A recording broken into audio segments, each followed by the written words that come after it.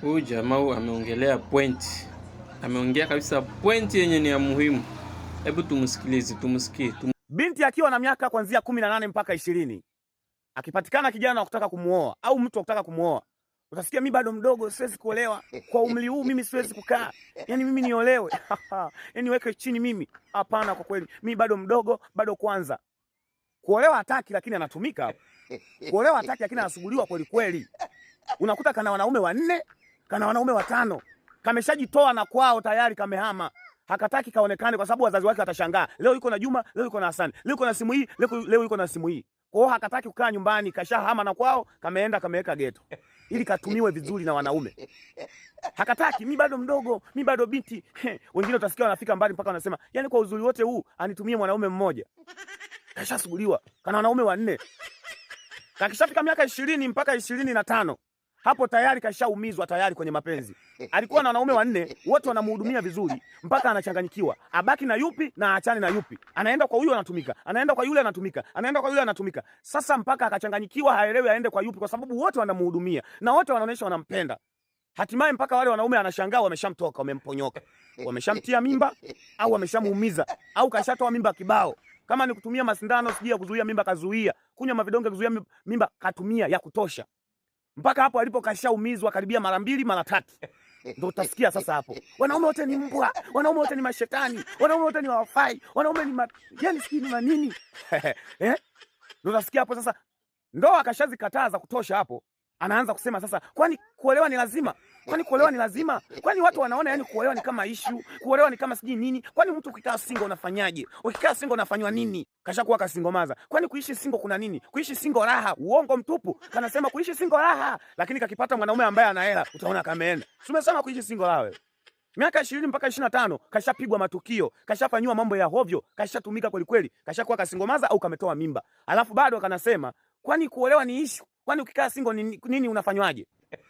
Inapita, inakanyaga sasa 30 mpaka 35. Udadeki. Sasa hapo ndo umuhimu wa mwanaume unaanza kuonekana. Hela una, umetumika sana, wewe ni singomaza, umetoa mimba sana, huna hata radha.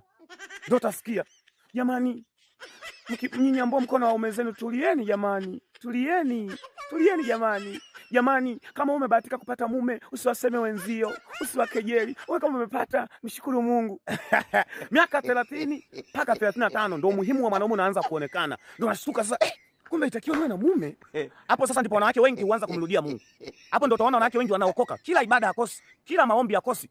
Unashangaa kila akiingia kwenye maombi analia tu. Unajiuliza shida nini? Huyo au kila akiingia kwenye maombi anashukiwa na Roho Mtakatifu? Sio anashukiwa. Sio kila anaelia kwenye maombi basi anamlilia Mungu. Anajuta alivyowahi kuvifanya wakati yeye akiwa binti.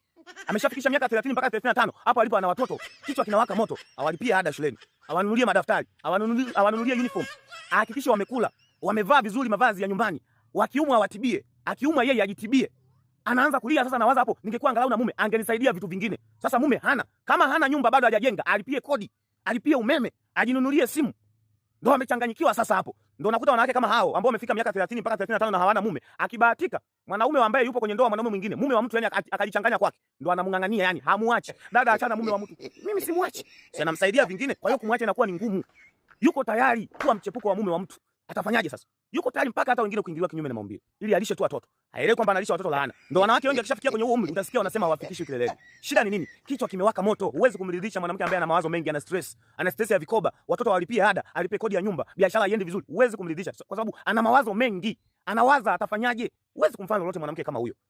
Hapo alipo kila biashara akijaribu kuifanya haiendi, inafeli. Kwa sababu gani inafeli? Aliwahi kulala na wanaume wengi. Zile roho za wale wanaume ambao alilala nao ziko zinafanya kazi ndani yake. Zimeachilia malaana. Kuna wanaume alikutana nao wametoka kwenye ukoo ambao ni umaskini, ukoo ambao ni matatizo. So zile madhabahu zao ziko ndani yake, zinafanya kazi ndani yake. Kila biashara akijaribu kufanya inafeli. Hapo alipo ndo madhara sasa yanaanza kuonekana, yale ambao alikuwa anaweka sijui mnato. Sijui alikuwa anaweka dawa za kubana sijui uke, sijui mnato. Madawa ambao alikuwa anazuia mimba, anachoma sindano, vijiti, ndo madhara yanaanza kuonekana. Utasikia kauma kansa. Kansa sijui uzazi. Kansa sijui ya matiti. Yaani anaanza kuumwa magonjwa ya ajabu na hana mume wa kumsaidia. Ndio anaanza kumuona umuhimu sasa wa mume. Kiburi chote kinamtoka. Magonjwa yanamwandama, watoto wataumwa, watataka kula, watataka kuvaa, na yeye ataumwa, atataka kula, atataka kuvaa, kodi itatakiwa, umeme sijui utatakiwa, hana mtu wa kumsaidia. Kichwa kimewaka moto, kipo lele, amechanganyikiwa. Utafanyaje? Haya madawa unayokunywa sasa hivi ya kuongeza shape, sijui kubana huko, sijui kuongeza mnato, sijui kuzuia mimba. Mbele madhara yake yataonekana. Uwe na mtu wa kukusaidia na anaweza akakuua kabisa. Madhara sasa hivi utayaona baadaye. Hapo sasa ndo kila mwanaume akilala naye mara hii harudi tena, kwa sababu ana mlango, ana geti. Hakuna mwanaume anapenda mwanamke mwenye geti kubwa. Hakuna mtu atakaa naye akilala naye mara hii anakimbia harudi tena. Hapo sasa ndo wale wanaume ambao hata anayepumua hawaonekani. Wale wanaume ambao yeyote hawaonekani wakilala naye mara hii wanafutika. Hapo hutasikia tena mwanaume anakuambia nataka nikuoe. Hakuna.